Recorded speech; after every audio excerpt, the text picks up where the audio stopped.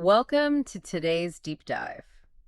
Usually when we talk about learning a new skill, there's this expectation of a direct, predictable correlation between studying and doing. Right, like a linear path. Exactly. Take learning to drive a car, for example. You read the manual, you memorize what the brake and the gas pedals do, you learn the signs. And then you just get in the physical car and you drive it. Yeah, it's totally linear. But then you step into the world of learning a new language, and that whole linear progression completely shatters. Oh, absolutely. It falls apart. You can study the linguistic manual for years, pass all the written tests with flying colors, and still just absolutely freeze the second you sit behind the wheel. And that cognitive disconnect, Yeah. knowing the theory perfectly but failing the execution completely, that is exactly what we are solving today. Which is huge for anyone listening who feels stuck. Our mission today is to extract a masterclass in breaking the fluency barrier. We've got a deep stack of transcripts from a really comprehensive English learning channel, Easy English, and we are digging into all of it. And this isn't just about grammar. This deep dive is about how you move from the passive understanding of a complex skill to the active, confident execution of that skill under pressure. Because think about the last time you were in a high-stakes scenario, maybe a business meeting or, I don't know, a crowded dinner party. Yeah, the worst place to feel put on the spot. Right, you had the perfect contribution in your head, you knew exactly what you wanted to say, but because your brain spent 10 agonizing seconds trying to uh, formulate the sentence and translate it, The moment just passed. exactly, the conversation moved on, and you just sat there feeling completely invisible. It is such a frustrating, visceral pain. It really is. And the sources point out that we have millions of people who have spent perhaps a decade studying a language.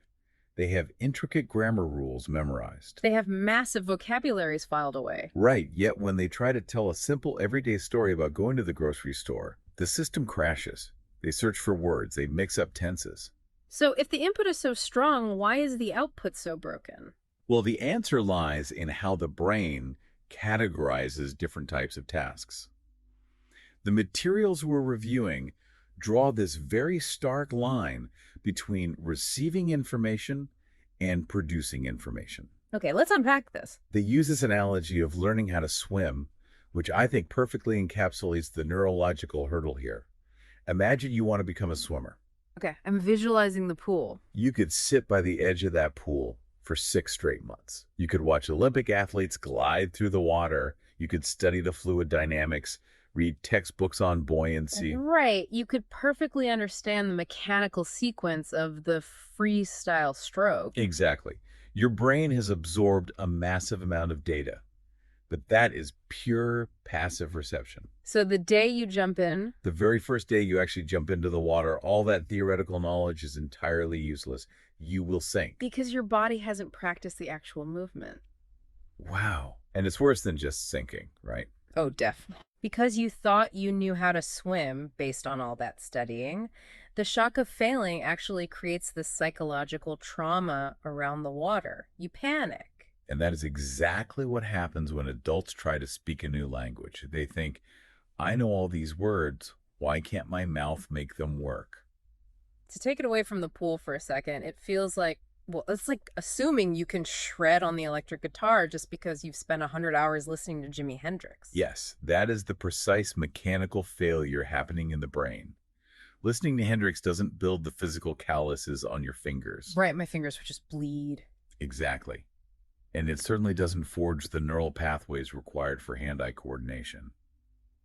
In the context of language, consuming hundreds of hours of Netflix with subtitles just builds your passive reception muscle. So it trains the auditory processing centers to recognize patterns, but But it does absolutely zero to build your active production muscle.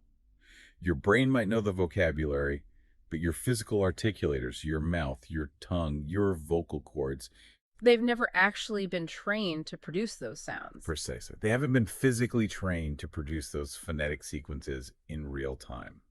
So we're dealing with a physical deficit, not just a mental one. But the psychological reaction to that deficit is what really keeps us trapped, right? Absolutely. The sources talk about why we are so harsh on ourselves. Right, because if a baby is learning to walk and they take a wobbly step and fall flat on their face, what happens? The entire room cheers. Exactly. We clap, we encourage the effort. But when an adult is learning to speak and they stumble over a conjugation, the internal reaction is just catastrophic. We panic. We feel this immense crushing shame. We project judgment onto the listener that usually isn't even there. Which means the real roadblock isn't actually a lack of vocabulary. No, it's the paralyzing fear of sounding foolish. You've spent your whole life building this competent identity in your native language, and suddenly you're reduced to the level of a toddler. The ego totally rebels against that. We refuse to jump into the pool because we don't want to look uncoordinated. Exactly. But to stop sinking, we have to fundamentally change how our brain processes the water. We have to address what happens the moment before we open our mouths. Which brings us to the core diagnostic issue from the sources, the translation trap. The translation trap is, without a doubt, the single most debilitating cognitive habit for any language learner. It sounds ominous. What exactly is happening in the brain when we get caught in it? Well, your brain is effectively running two highly demanding operating systems simultaneously. You hear a sentence in the target language. First, you route that sentence through your native language to extract the meaning. Okay, so I hear English, translate to my native language, understand it. Right. Then you conceptualize your response in your native language, and finally you attempt to translate that response back into English before speaking. That is exhausting. If I'm stuck doing that, I'm basically creating a massive cognitive lag. It's like playing a fast-paced video game with terrible internet latency. Oh, exactly. By the time my brain sends the command to jump, the environment has already moved past me. The opportunity in the conversation is just gone. And that latency destroys the rhythm of human connection. The cognitive load required to cross-reference two distinct linguistic databases in real time is immense. You sound hesitant. Your speech pattern is erratic. And the listener subconsciously senses that you are not fully present. So to escape this, the methodology insists we must bypass the native language entirely. Okay, but how? I mean, our brains are hardwired from birth to associate concepts with our native words. It's difficult, but you have to sever that internal translation wire and begin thinking directly in the target language. Right, but if I see a tree, my brain automatically fires my native word for tree. How do we stop the brain from relying on its default operating system? The primary technique they detail is sensory mapping, or thinking in pictures. You have to actively break the association between the foreign word and your native word. So, no more traditional flashcards with the translation on the back. Exactly. Writing apple on one side and your native word on the back permanently wires the two words together. Instead, you must link the auditory sound of the word apple directly to a visual image. So, I close my eyes and visualize a bright red, crisp fruit. Yes. Imagine the physical sensation of biting into it, the sound of the crunch. You are attaching the phonetic sound directly to the real-world concept. Completely cutting out the linguistic middleman. I love that. You're just mimicking how infants learn. They don't translate, they connect sounds to real objects.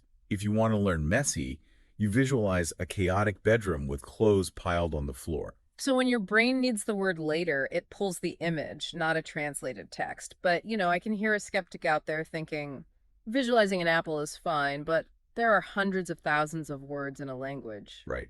Trying to map the entire dictionary feels mathematically impossible. English has over 170,000 words. But this is where the research drops a truly paradigm-shifting data point. It really is. Fluency is not about volume. To be highly functional in daily conversation, you don't need 170,000 words. You only need a highly strategic core of 521 words. Wait, really? Just 521? That specific number is rooted in linguistic frequency analysis. It's closely related to Zipf's law, which observes that a tiny fraction of a language does the vast majority of the heavy lifting. Wow. So we are talking about the critical load-bearing pillars of communication. Exactly. Fundamental pronouns like I, you, they. Versatile action verbs like go, make, have, take. And what's brilliant about this is how you use them. The framework pairs those 521 words with 5 core structural patterns. Yes, patterns like I want to, I need to, I am going to, I like to, and I have to. So once you automate those 5 patterns, you just plug the 521 words into them like Lego blocks. I want to eat, I need to go. Suddenly, with a microscopic vocabulary, you can generate thousands of highly accurate sentences, and this directly challenges a very toxic misconception. Oh, the idea that you have to sound like a professor to sound credible. Exactly. People think they must use elevated, multisyllabic vocabulary to sound intelligent, but the data shows the exact opposite. Fluency is fundamentally about flow and clarity, not density. We've all seen this in a boardroom. Someone says something agonizingly dense like, we must proactively leverage our core competencies to synergize cross-functional alignment. And everyone nods, but nobody actually absorbed the meaning. Right. They're just playing along with the corporate theater so they don't look uneducated. It creates cognitive fatigue. Contrast that with a leader who relies on the high-frequency core. We need our teams to work better together. The meaning is identical, but the processing time drops to 0. Immediate comprehension. Simple words are the hallmark of a confident communicator whose primary objective is actually connecting with another human being. Okay, so we are visualizing concepts. We are stripping our vocabulary down to the 521 word chassis. But what happens when we inevitably encounter a word we genuinely do not know? Right, because you can't use a bilingual dictionary, as that triggers the translation trap. So how do we learn the new word? The methodological rule here is absolute. You must utilize a monolingual dictionary, an English-to-English dictionary. Oh, so if I encounter an unknown term, I define it using the simple English words I already possess. Exactly. This forces your brain to remain quarantined within the target language's operating system. So if I'm trying to learn the word exhausted, I don't look up my native translation, I look it up in English, and the definition relies on my core vocab.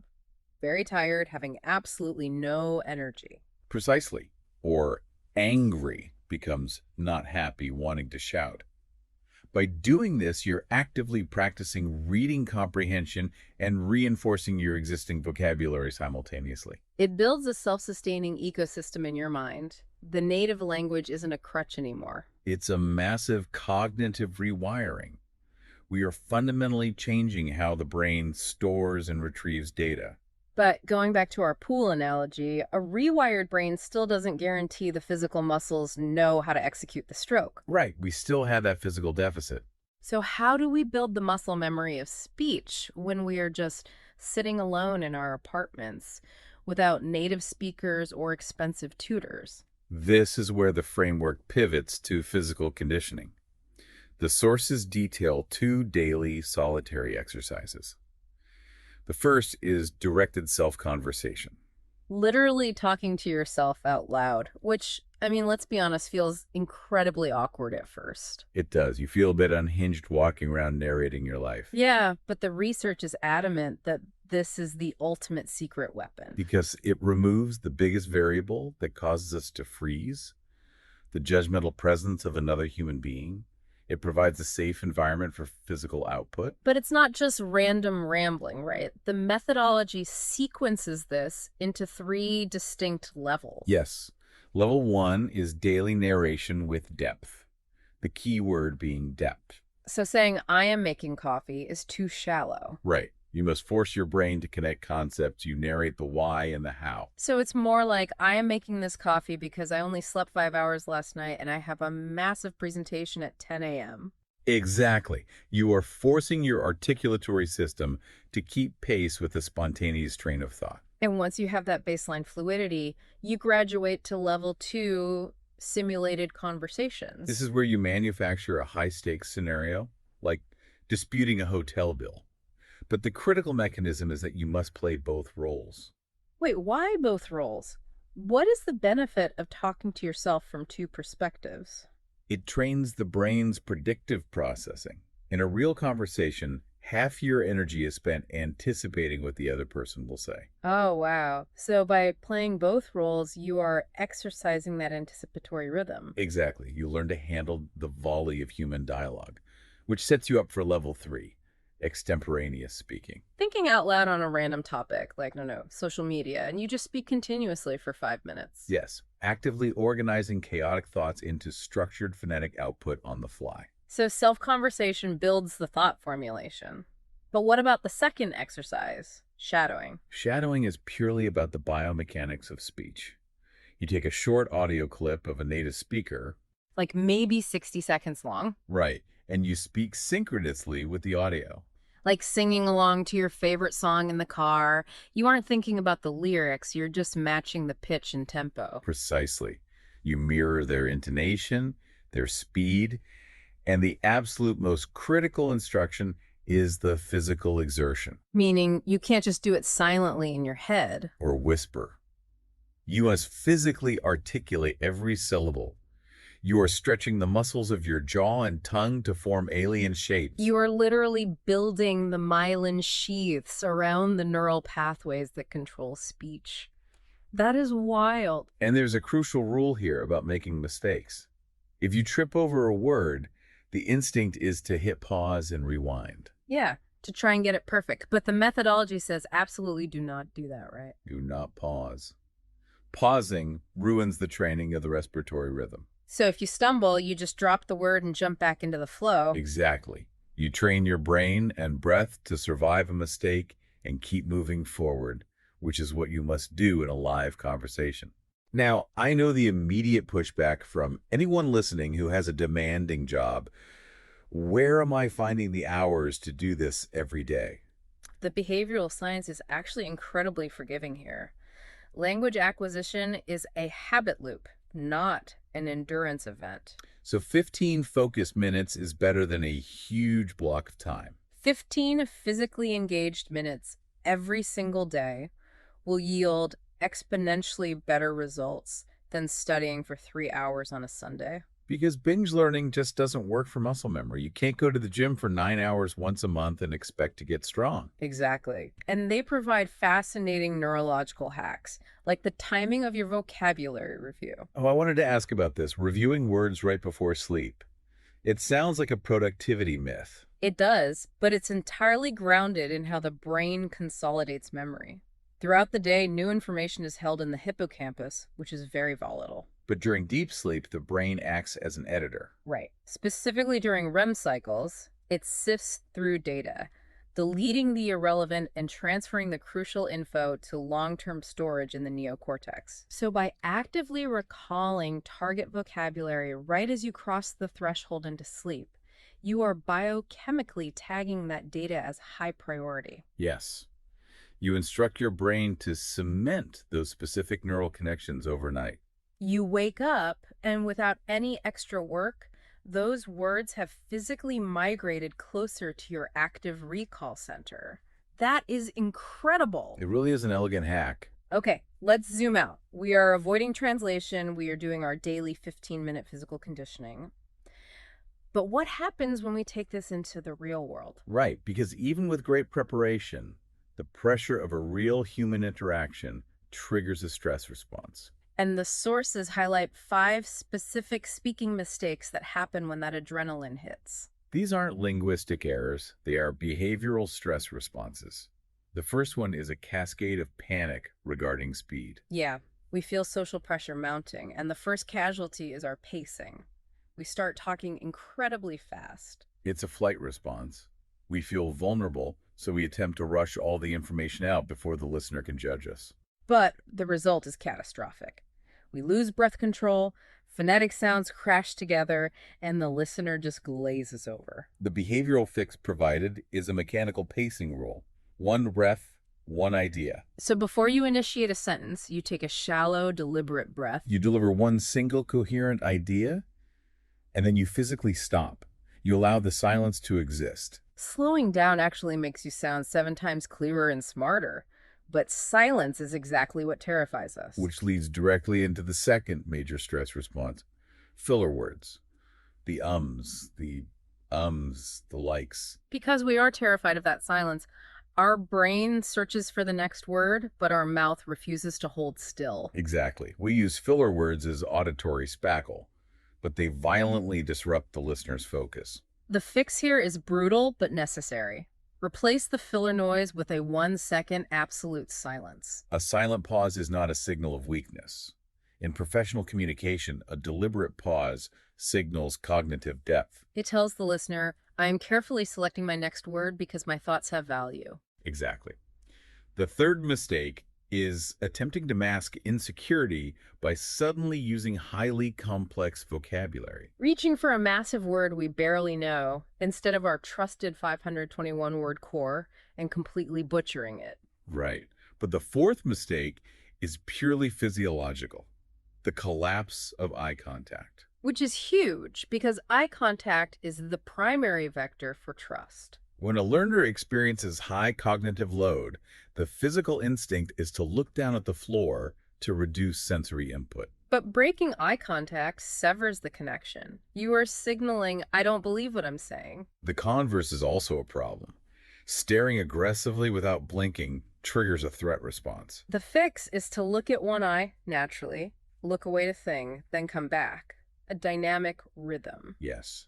And the final behavioral mistake is upspeak, or the high-rising terminal. Oh, this drives me crazy. It's when you end a factual statement with a rising tone, making it sound like a question. I submitted the report yesterday, and the data looks solid. Exactly. It destroys credibility. It's a subconscious plea for validation.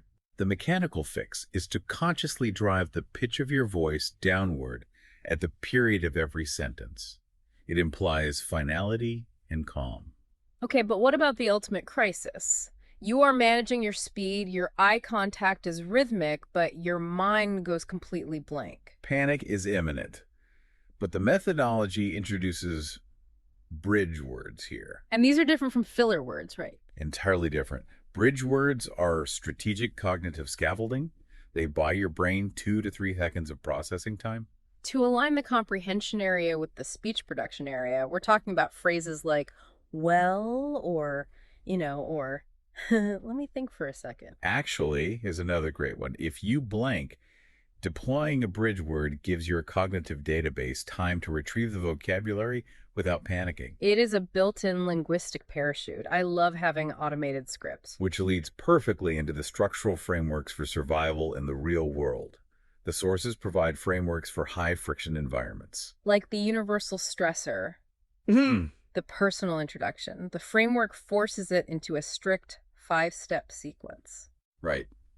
Step 1, greeting. Step 2, name. Step 3, origin. Step 4, profession. And step 5 is the master stroke, a personal detail. Adding a hobby or goal stopped you from sounding like a robot. Outside of work, I'm trying to bake sourdough bread. It gives the listener a non-threatening avenue to continue the conversation. The methodology also leans heavily into basic grammar rules, like the subject-verb-object structure. But there is a massive warning about a structural pillar learners constantly demolish: the be verb. Am, is, are, was, were. In many languages, you can just say, I happy. Because of the translation trap, learners carry that syntax over.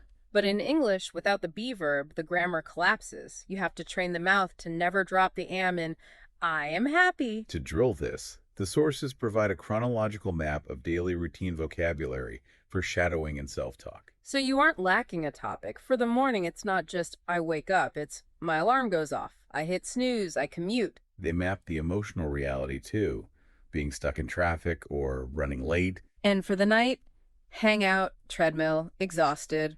You preload the narrative for how is your day? They apply the same template to consumer environments, primarily stores and restaurants, which are fast and pressurized. Restaurants are the ultimate stress test. Loud noise, foreign menu, a waiter tapping their pen. So the script provides diffusal mechanisms.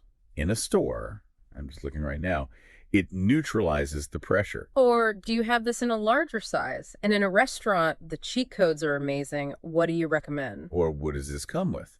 And for ordering, instead of I want the chicken, which is abrasive, The native script is, I'll have the steak. I love the steak. It is so smooth.